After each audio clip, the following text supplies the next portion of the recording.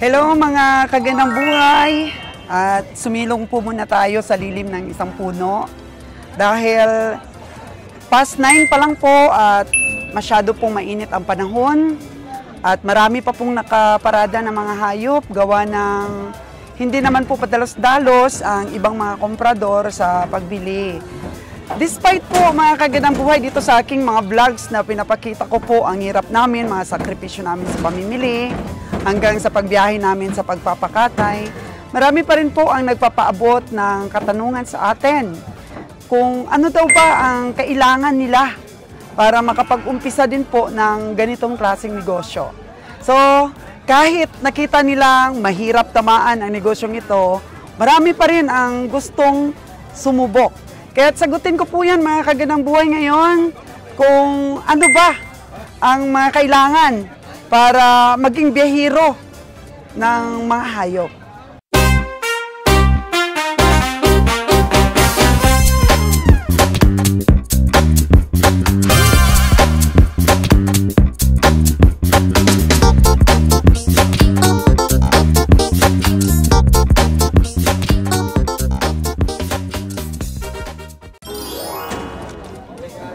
So, ano ang kailangan mo para maging biyahero ka ng hayop?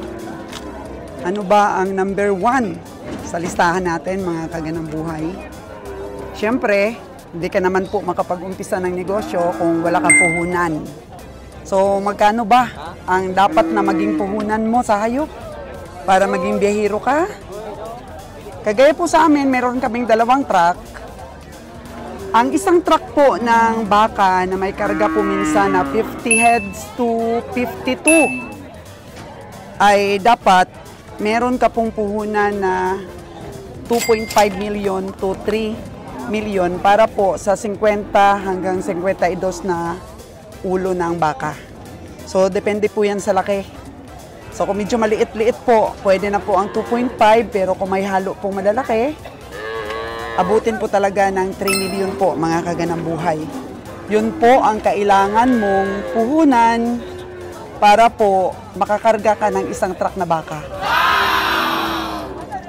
So kung meron ka na po na pinagdadalhan ng iyong mga baka, pag sa amin lang po, pagdating po ng baka namin doon, nagda-down na po kaagad ng 1 million. Pagkatapos po, ibibili namin ulit yung 1 million na yon, bibili namin ulit. And then, habang inuumpisahan po ng katay, nagdadagdag po ng down payment ang taga-katay namin. At pagkatapos po ng katay ay saka po niya pinupuli paid.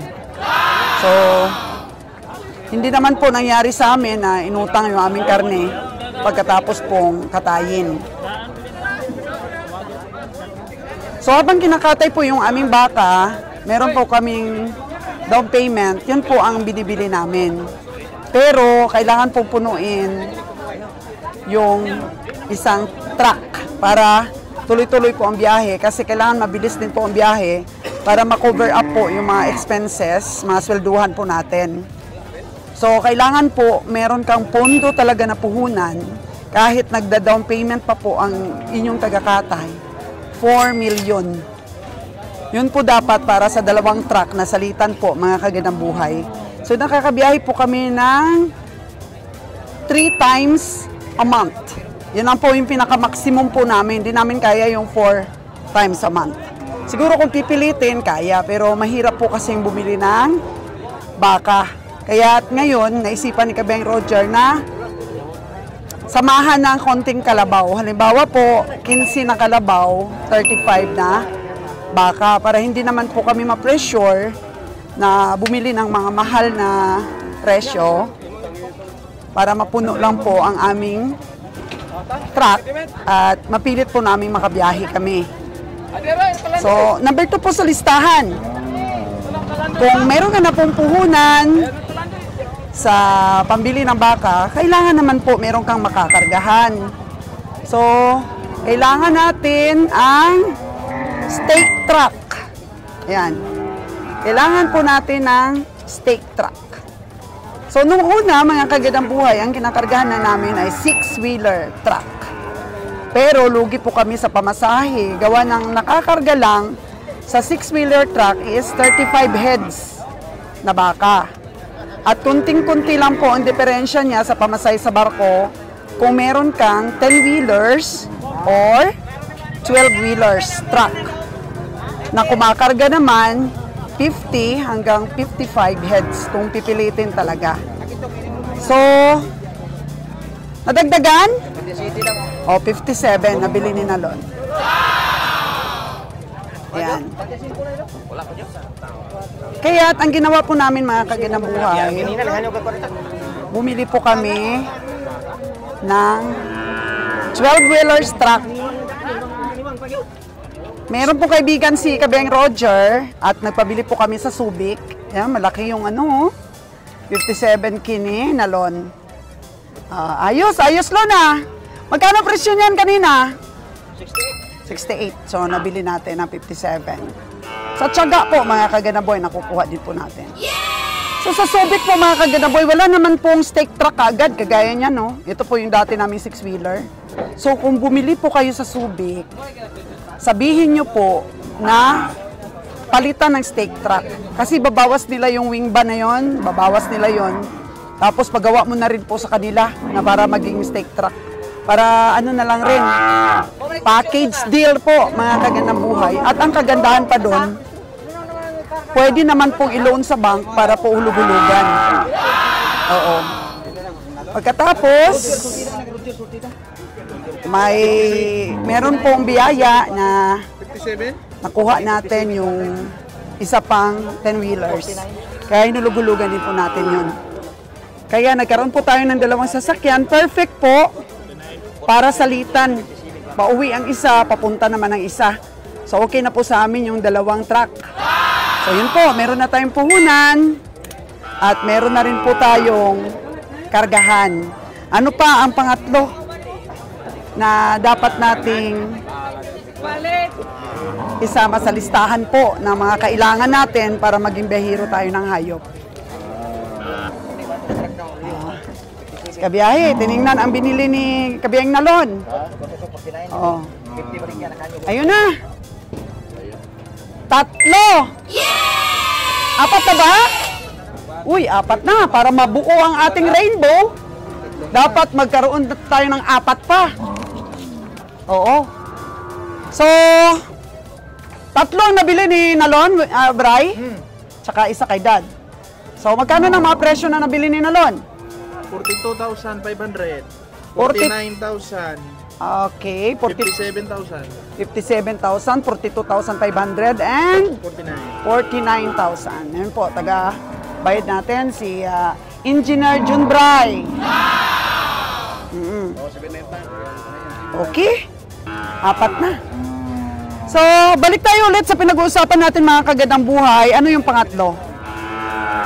Ang ginawa namin sa pangatlo mga kagandang buhay is nag-livestock hunting po kami sa mga stockyard. So, kailangan nating alamin kung saan ang magiging source ng baka mo, kung saan ka bibili, para hindi ka mabitin po sa biyahe. So, it happens po dito sa Negros na ang daming mga stockyard. Mga ilang stockyard dito sa Negros, Kabiyahe? Mga 20 daw, sabi ni Kabiyahe. Pero iilan lang ang aming mga pinupuntahan. Kasi yung iba kasi mga stockyard dito, maliliit lang. Oo. So, yun po mga kagandang buhay. Alamin natin kung saan po tayo mamili ng mga hayop. Dapat continuous po ang pamimili. So, dito sa Negros, marami pong mapupuntahan na bilihan ng mga hayop. I think sa Bohol or Samar, ang dami din pong mga livestock auction market. Okay, meron na tayong puhunan, meron na tayong truck, meron na tayong source kung saan tayo bibili ng hayop. Ano naman po ang pang-4?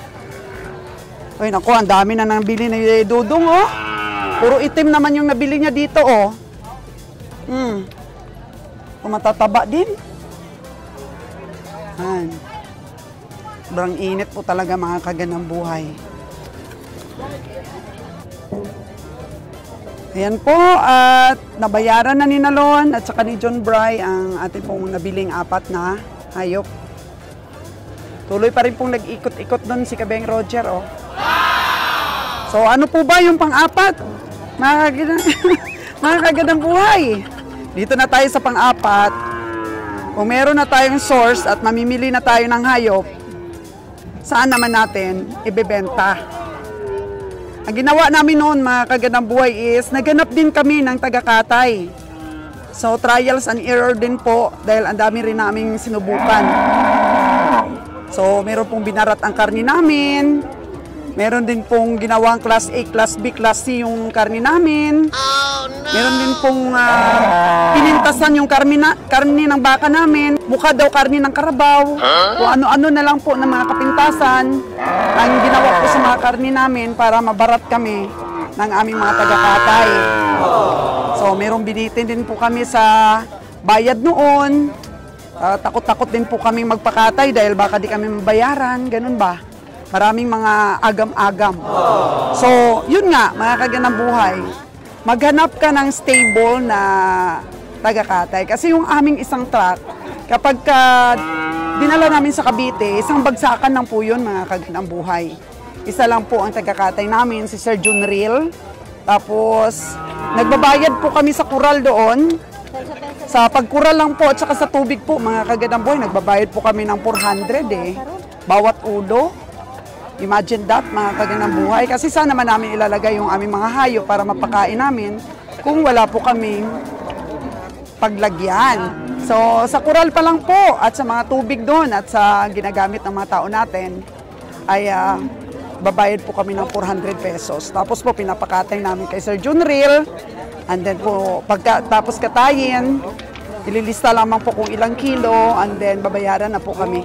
Siya na po ang bahala na mag-deliver sa mga tindira. Yun po yun, mga kagandang buhay. And then what's next? Kung meron na tayong pagdala natin baka, napaka-importante po, mga kagandang buhay, ang manpower. Manpower po, mga kagandang buhay. Hanap tayo na matinong driver, yung sanay dito sa Negros, o sanay sa lugar na pinagkukunan mo ng hayop. Yan, matinong driver, hindi pala inom. Ano po, mga kagandang buhay. Meron kang taga-kumpay, meron kang makitang tutulong sa iyo sa pagsipat. Kagaya po, may nakakita kami, si Kabeng Nalon, si Kabeng Winnie. Ayan, nung una, may Master Joel pa. Marami pong sumubok, mga kagandang buhay, na maging katuwang namin. Pero talagang masilan din po kami sa pagpili. So, kailangan may manpower ka. Dapat may mga pahinanti ka na marunong mag-alaga ng hayop. Yung marunong ding lumaban, mga kagandang buhay, para wag kang malugi. And then, sa katay naman, meron kang tagapainom. Kasi pinaipa-inom po ang baka bago katayin. Yun. Para naman po gumanda po at hydrated yung mga karne. Kailangan po yun, mga kagandang buhay. So, umpisa sa driver, sa cowboys, sa taga-sipat, sa taga-pakain. Ang dami po talaga. At during katay po, meron po talaga kaming trusted person na naglilista po ng kilo namin baka. O bawat baka po namin sa 50 pieces, meron po kami talagang tagalista doon na yun po ang mata namin. May mga taga-kumpay, kailangan po yung mga cowboy natin makuha ay all around na po, hindi tamad, masipag po dapat. So ayan, mga kagandang buhay. During the time naman po na dito tayo namimili, mga kagandang buhay, sa lugar, tapos hindi ka taga dito, katulad namin po, ay kailangan nga makakuha po kami ng pahingahan namin. Oo, may re-rent po tayo na pahingahan. Oh, ayan, painumin muna tayo ng tubig ni John Bry. Na muna tayo po, mga kagandang buhay, oh. Yun, John, nagpahinga na po ang ating mga taga-sipat dahil sa init ng panahon. Ayan. So, nakita nyo naman po sa aking mga vlogs, yung pahingahan namin, doon kami gumawa ng kubo, doon kami gumawa ng mga bahay ng baka, kung saan hindi maulanan yung mga baka namin, step by step. Yun po, makumply mo po lahat itong anim na mga kailangan mo, pwede ka maging biyahero. Oo. So, kailangan po, bago ka maging biyahero, equip ka na po ng knowledge kung paano bumili. Kasi yung pinaka-importante po dito, yung pagbili, mga kagandang buhay, pagtawad. So kung equip ka na po nun, pwede ka na pong mag-umpisa na biyahe. So medyo malaki-laki pong puhunan, ano? Kasi kailangan mong magkaroon ng 4 million para lang po sa pagbili ng baka. Tapos sa 2 truck po, kailangan mo ulit ng umutang, kagaya sa amin. So unti-unti lang po namin ang pagbili. Ang pagbayad, 80K po ang isang buwan. So, tapos namin, pero nag-down payment rin po kami. Oh. Kaya yun po, tuloy-tuloy na ang ating pamimili ngayon. At patuloy po kami nag-gain ng knowledge kung paano po namin maipanalo ito. Dahil very rough po ang road. Nakakagandang buhay ng negosyong livestock buying for slaughter. Marami pong mga strategies, marami pong mga dapat naming daanan. So, kailangan mo rin pong maghanap ng backloading kasi kasama rin po yan. Kailangan may laman po ang truck mo pagbalik mo. Kaya kami backloading namin itlog, feeds, tsaka po bigas minsan. And then nagpaplano ngayon at nagbabalak si Kabeng Roger na kumuha po ng mais sa Luzon. Particularly po sa Pangasinan or sa Tarlac. Ganyan, kasi may mga kakilala din kami doon. Kaya maganda din po yun na pangarga pabalik. Kasi nasubukan na nilang magbenta ng ipa, ng mais, tumubo po sila. Kaya tuwang-tuwa si Nalon nung tumubo po kami. So, para doon sa nagtanong, sa mga nagtanong, sana na-satisfy po kayo sa aking sagot at sa pag-gain po ng knowledge, review nyo lang po yung journey namin, yung mga tips namin, hanggang sa mga vlogs natin sa pamimili. Review nyo lang po yon at sana may makuha po kayo at kapulutan po ng aral din ng mga strategies ninyo para makapag-umpisa po kayo sa iba't ibang lugar po dito sa Pilipinas. Sa mga nanonood naman po sa aking mga vlogs abroad, shout out po sa inyo. Salamat po sa lagi nyo pong suporta. Uy, ayun na naman, ang bilis nila nun. Meron na naman siyang nabili, oh. Uy, grabe, astig si Nalon, ah. Lon, ano yan, nabili mo? Magkano? 5,400. 5,400. Oh. 5,400. Grabe. Nakadami si Nalon. 5,400 po ito, mga kagandang buhay. Magkano ang unang presyo niyan? 70. Sus, no, 70. Oh, no. 5,400. Bili ni Nalon. Oh. Mukhang mabigat, Lon, ah. Parang lumintol yung truck. 5,400 po, nabili ni Nalon. Aba, tatlo na lang. Tatlo na lang para rainbow na nabili natin. Yeah! 8 kulay. Mga kagandang buhay. Nalon lang ang sa kalam. Wow! Ako, tuwang-tuwa ang ano natin ito. Tuwang-tuwa si Junril nito. Ano na ba yan, Mike? Ayan, nagkabaliktad na. Tuwang-tuwa si Junril nito. Mukhang magaganda yung nabili mo ngayon, Lon. Malaki. Oh. Ano ba mga presyo mo na nabili? Anong mga nabili mo ngayon? Presyo? 57,200 o 54,200 o 49 o 42,200. Wow! At 42,500. Madagdagan pa? Basin, mabadagdagan isa. Oo. Isa na lang? Duha sa akong adam po ako lang mo. Ah, meron kang 95 dalawa doon. ang dalawa. Oh, malaki din yun? Ha? Malaki din? Malaki? Malaki. Okay. Ipakuha ni boss. Baligyan 39 niya dam to ya. Ipakuha ng boss. Boss para kanyo anak 34. Saan yung 39? Yung maliit? Itong babae? Magkano binta mo doon? Pila? 39. Ay, si Kapitan pala ito. Babae man matsura doon? Dako mo po? Dako man po no? Pwede na sa 39? Oo. Tinawaran ni Kabeng Roger? 34. 34 tawad ni Kabiyahe? 39 yang 39 ang last mo? price. Oo, kaya 40 man ang kapin. Layo man, Kapitan? Ha? Layo man sa tawad ni Kabiyahe? 5,000 ang diferensya. Oo. Hindi mabawasan para mabili namin. Pila ma'am? Oo. Bawasak bidya. Jesus, Ginoo. 34 lang. Ano, Lon? May madagdag pa niya? Presyo lang? Suka man. Gamay. Dagdagan ng madam. Pang palit o guys buko Diyos. Guys, buko. Dagdagan 200. Hindi na yung kapitan? Ha? 34,200? Pili. Dili yun? Di namon mabili. Hindi mabili. 38 plus. 38 plus? 38 yun last. Payat. Dako mo god. Kung 36 lang ginabi ko, no? Ha? 36 lang hasta. Ay, 35 pala. 35. 1,000. 1,000 ang dagdag. Dagdagan ni madam. 38. Ako po kaya dagdagan ako. 2,000.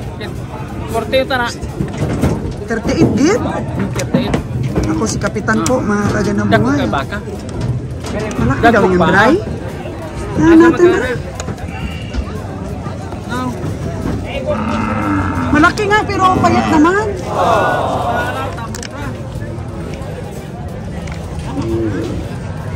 So tinawaran po ni Kabeng Roger mga kaganang buhay ng 34,000. Pero 40 daw ito kanina. Yan natin ay naku, payat talaga. Tsaka tiyan lang ang malaki. Oh. Oo, tiyan lang talaga ang malaki. Tingnan niyo po, nakaumbok yung ano oh. Oh. Ayan. Tama lang yan sa tawad ni Kabeng Roger. Pero pagka kumupos ang tiyan yan, mawala yung umbok ng tiyan. Eh talaga pong payat na payat po ito. Tama lang po yan sa... Kapitan! Ako po nung kay Payat talaga! Payat! Mataas na yung presyo sa 34. Payat? Mataas na yung sa 34? Totoo. Payat eh. Kaya pala 34 lang ano? Sukat ni Roger dito. Payat talaga. Oo. Gatas lang yan, tsaka malaki ang habwa niya, ang tiyan niya. Oo. Yung taas niya, walang laman. Walang panaba. Ayun lang. Yun ang tawad. 34. Sige, bahala na kayo yung Kabeng Roger. Ha? Bahala na kayo mag-usap. Hindi si Roger. Oo. Boss Roger. Doon pa siguro siya. Hanap-hanap pa na mabibili. Ikaw, kasi kadaog ka. Yun nga, dagdagan ko sana ng 1,000. Kaso lang nakita ko payat talaga. Balik na tayo sa 34 ulit. Hindi siya. Oo. Hangin natin si Kabiyahe. So, ayan po mga kagandang buhay. Ang ating pamimili po ngayon sa La Libertad Livestock Auction Market. So, lagi ko pong sinasabi sa inyo na sa pamimili po ng livestock, mga baka, ay tiyaga. Kasi kanina, maagang-maaga, nako. Halos, ang mga presyo po ay napakataas. So, kanina nagbigay ako ng mga tips kung ano po yung mga dapat nating i-consider sa pamimili ng baka. At yun nga po, dagdagan ko, tiyaga at saka po tamang timing. So, wag po tayong magmadaling bumili. So, kailangan natin ng mahabang pasensya, mga kagandang buhay. Yun po ang idadagdag ko. Sa pamimili, kung magaling tayong tumawad, dagdagan pa natin ng mahabang pasensya. Huwag po tayong bili agad, kagaya noon. Ang mga sipatan ni Kabeng Roger, yung nagmamadali siya lagi. Yung bang ayaw niyang maunahan, ayaw niyang maubusan, mga kagandang buhay. Kaya po, laging sablay yung pagsipat niya dahil masyado po maikli ang kanya pong pasensya. Dito po sa pamimili, kailangan po habaan natin ang atin pong lubid ng pasensya po, mga kagandang buhay, para po mabili natin yung hayop sa tamang estimate. Yun po ang aking idadagdag doon sa aking nabigay na tips sa inyo. So ngayon, alas 9:30 ng umaga, ito, nagsilong-silong na yung mga ahinti natin at saka yung mga farmers natin, nagsilong-silong na. Pero patuloy pa rin po ang pamimili ni Nalon. Ang nabili lang po ni Kabeng Roger, isa. Tingnan niyo po mga kagandang boy. Isa lang ang nabili ni Kabeng Roger. Pero kay Nalon ay 4 na. And hopefully, makadagdag pa po mga kagandang buhay. So another sipat serye mga kagandang buhay, handog ng Soul's Gandang Buhay sa inyo. At nagpapasalamat po ako sa aking mga taga-subaybay na lagi po talagang ini-encourage tayo na bumalik sa vlogging dahil masaya po talaga at naliligayahan po sila sa mga sipatan dahil feeling daw nila sumisipat din sila habang pong sumisipat kami. Kaya pagpatuloy natin ito mga kagandang buhay, akyat pa po kami ng bundok, pupunta kami ulit doon sa mga stockyard na dati kong kinakaver sa Kalabaw. Kasi meron pong nag-reach out sa atin na bibili ng kalabaw. Tingnan natin. Kasi hindi tayo nag-i-end up po sa lahat ng bagay. Kailangan po nating pagpatuloy ito mga kagandang buhay. Kasi gusto nyo kasi pagpatuloy eh. Di ba mga kagandang buhay? Kaya laban kami para sa inyo. Thank you so much!